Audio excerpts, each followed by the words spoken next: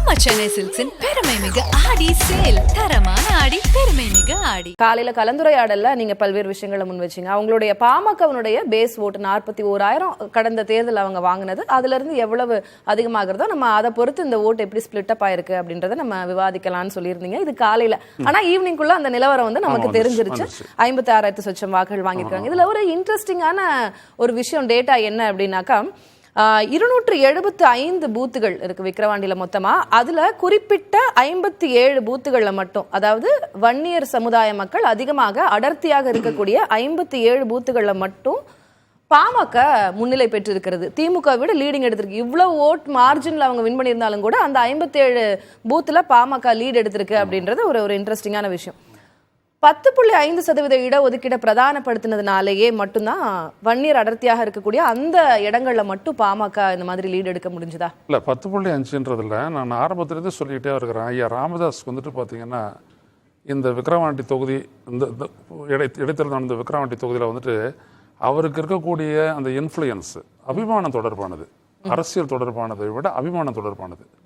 நான் கூட ஒரு இதில் சொல்லும் போது நான் சொன்னேன், இவர் ஒரு இடத்துலையும் கிராமத்துலையும் போய்ட்டு ஒரு சேர் போட்டு உட்காந்துட்டு இந்த பரப்புரை பண்ணார் அப்படின்னம்னா அவர் கவுத்துருவார் அப்படின்னு டோட்டலாக. அதுக்கு காரணம் என்னன்னா, அப்படிப்பட்ட ஒரு மாஸ் கான்டாக்ட் அரசியலை பண்ணவர் அவர் ஐயா ராமதாஸ் அவர்கள்.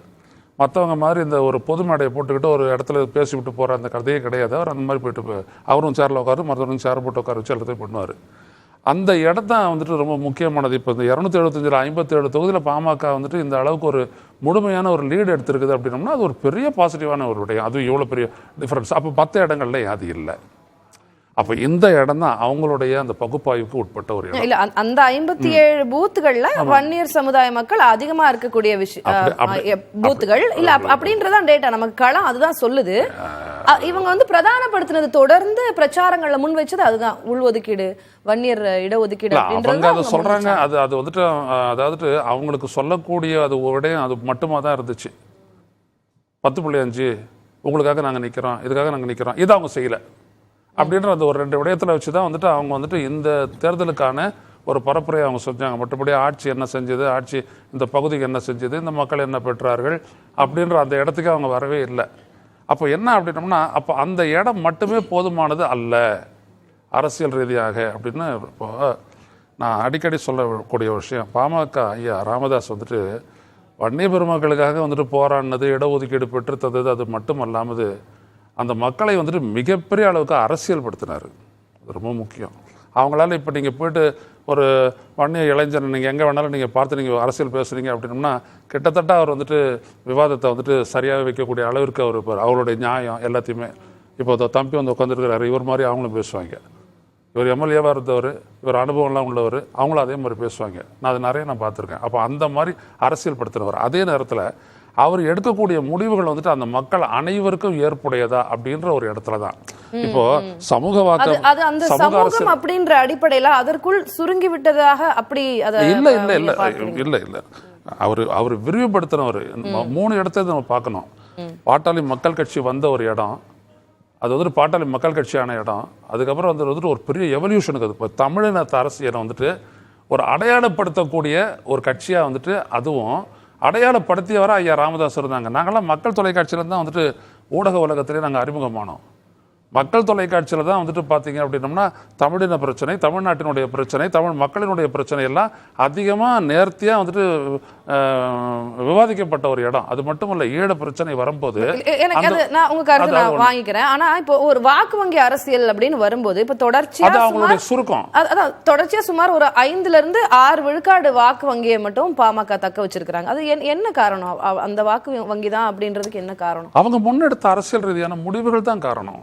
ஒரு நேரத்தில் நான் சொல்லக்கூடிய 2009 அந்த இடத்துலலாம் நீங்கள் பார்த்தீங்கன்னா, 2009 அந்த நாடாளுமன்ற சட்டப்பேரவை தேர்தல்கள் எல்லாம் நீங்கள் பார்த்தீங்க அப்படின்னா, பாட்டாளி மக்கள் கட்சி 2009 மக்களவை தொகுதியில் வந்துட்டு பெருசாக அது ஜெயிக்கலை. இத்தனைக்கும் அப்போ அந்த ஈழ பிரச்சனை வந்துட்டு தலையாய பிரச்சனையாக இருந்தது, பெருசாக ஜெயிக்கலை. அது அவங்களுக்குள்ள ஒரு மாற்றத்தை ஏற்படுத்தியிருக்கலாம்னு நினைக்கிறேன். ஆனால் ரொம்ப ஒரு அபிமானம் பெற்ற ஒரு கட்சியாகவும், அபிமானம் பெற்ற தொலைக்காட்சியாகவும், அபிமானம் பெற்ற ஒரு பத்திரிகையாகவும் அவருடைய பத்திரிகை விளங்கியது.